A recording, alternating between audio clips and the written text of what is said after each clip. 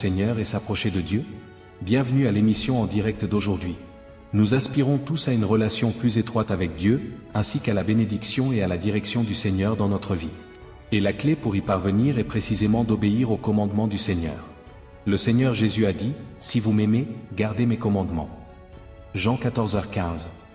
L'observation des commandements n'est pas seulement l'exigence de Dieu à notre égard, mais aussi l'expression la plus vraie de notre amour pour lui. Mais à notre ère de tentation et d'épreuve, comment pouvons-nous vraiment mettre en pratique les commandements du Seigneur et vivre une vie agréable à Dieu? Aujourd'hui, explorons profondément cette question ensemble. Restez jusqu'à la fin, car je vais partager avec vous des moyens et des pratiques spécifiques qui nous aideront à mieux suivre les commandements du Seigneur et à vivre une belle vie avec Dieu. 1. Mettre Dieu en premier et résister à l'idolâtrie moderne. La première exigence de Dieu dans les 10 commandements, « Tu n'auras pas d'autre Dieu devant ma face » Exode 20h3. Dans l'Antiquité, les idoles étaient des veaux d'or et des idoles sculptées. Les idoles d'aujourd'hui sont plus variables. La célébrité, l'argent, la carrière, le plaisir, et même les téléphones portables et les médias sociaux, qui peuvent tous prendre la première place dans nos cœurs. Alors, comment mettre en pratique ce commandement? Prier chaque jour et s'efforcer de s'approcher de Dieu. Lorsque nous nous réveillons le matin, consacrons nos premiers instants à Dieu et parlons-lui dans la prière. Réfléchissez à votre priorité. Demandez-vous s'il y a quelque chose dans votre vie qui prend la place de votre amour pour Dieu. Si c'est le cas, il faut l'ajuster pour mettre Dieu au centre de votre vie. Lisons la Bible et cherchons la volonté de Dieu. La parole de Dieu nous aide à discerner ce qui a vraiment de la valeur et ce que nous devons écarter. Exemple, lorsque Jésus a été tenté dans le désert, Satan l'a tenté avec la gloire et la puissance du monde, mais Jésus a répondu fermement, « Tu adoreras le Seigneur, ton Dieu, et tu le serviras lui seul. » Luc 4h8. Lorsque nous mettons Dieu en premier, nous pouvons résister aux tentations de Satan et ne pas être tentés par les idoles du monde. 2. Adorer Dieu en esprit et en vérité, et refuser d'être hypocrite. Le Seigneur Jésus a dit, « L'heure vient, et elle est déjà venue, où les vrais adorateurs adoreront le Père en esprit et en vérité. » Jean 4h23. Qu'est-ce que la véritable adoration? C'est venir à Dieu avec un vrai cœur, le prier, lui rendre grâce et se repentir, plutôt que de rester dans la forme, déclarer en parole adorer Dieu, mais s'éloigner de lui dans le cœur. Les pratiques concrètes. Lire et méditer les Écritures tous les jours. Lorsque nous lisons les Écritures, nous ne nous contentons pas de les parcourir, mais essayons de réfléchir sur les paroles de Dieu, pour comprendre. Mais leur cœur était loin de Dieu. Jésus les a réprimandés en disant, « Ce peuple m'honore des lèvres, mais son cœur est éloigné de moi. » Matthieu 15h8. Nous devons prendre cela comme un avertissement pour éviter d'adorer Dieu en forme. 3. Garder l'honnêteté et la vérité, et résister aux mensonges et à la tromperie.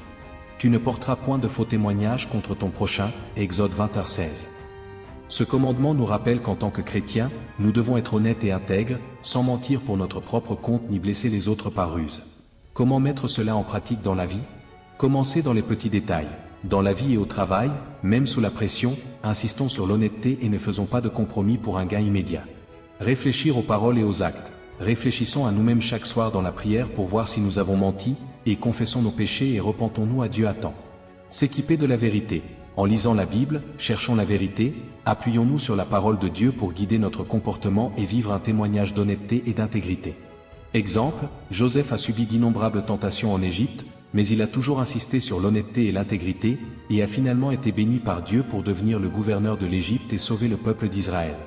4. Aimer les prochains comme soi-même et pratiquer l'amour de Dieu. Le Seigneur Jésus a dit, « Tu aimeras le Seigneur, ton Dieu, de tout ton cœur, de toute ton âme et de toute ta pensée. » C'est le premier et le plus grand commandement.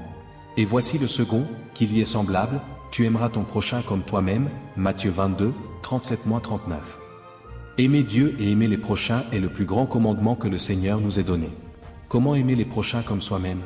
Prenons soin de ceux qui nous entourent, prenons l'initiative d'aider ceux qui ont besoin de soins, qu'il s'agisse de membres de notre famille, de nos amis ou d'étrangers. Soyons tolérants et pardonnons aux autres. Face aux offenses des autres, nous devrions suivre l'exemple du Seigneur Jésus et apprendre à leur pardonner. Partageons l'Évangile et transmettons l'amour de Dieu à un plus grand nombre de personnes afin qu'elles puissent elles aussi ressentir la grâce et la rédemption de Dieu.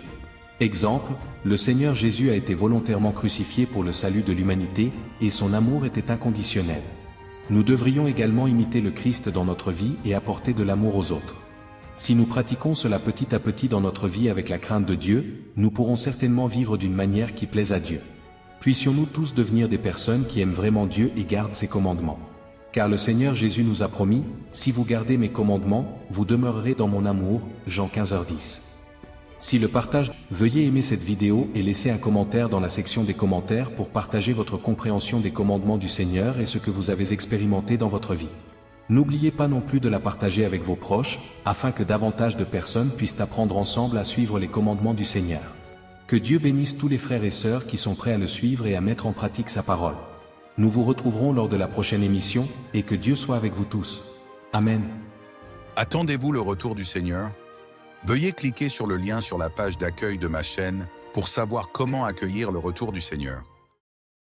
Comment mettre en pratique les commandements du Seigneur et s'approcher de Dieu? Bienvenue à l'émission en direct d'aujourd'hui. Nous aspirons tous à une relation plus étroite avec Dieu, ainsi qu'à la bénédiction et à la direction du Seigneur dans notre vie. Et la clé pour y parvenir est précisément d'obéir aux commandements du Seigneur. Le Seigneur Jésus a dit, « Si vous m'aimez, gardez mes commandements. » Jean 14h15. L'observation des commandements n'est pas seulement l'exigence de Dieu à notre égard, mais aussi l'expression la plus vraie de notre amour pour lui. Mais à notre ère de tentation et d'épreuve, comment pouvons-nous vraiment mettre en pratique les commandements du Seigneur et vivre une vie agréable à Dieu? Aujourd'hui, explorons profondément cette question ensemble. Restez jusqu'à la fin, car je vais partager avec vous des moyens et des pratiques spécifiques qui nous aideront à mieux suivre les commandements du Seigneur et à vivre une belle vie avec Dieu. 1. Mettre Dieu en premier et résister à l'idolâtrie moderne. La première exigence de Dieu dans les 10 commandements, « Tu n'auras pas d'autre Dieu devant ma face » Exode 20h3. Dans l'Antiquité, les idoles étaient des veaux d'or et des idoles sculptées. Les idoles d'aujourd'hui sont plus variables. La célébrité, l'argent, la carrière, le plaisir, et même les téléphones portables et les médias sociaux, qui peuvent tous prendre la première place dans nos cœurs. Alors,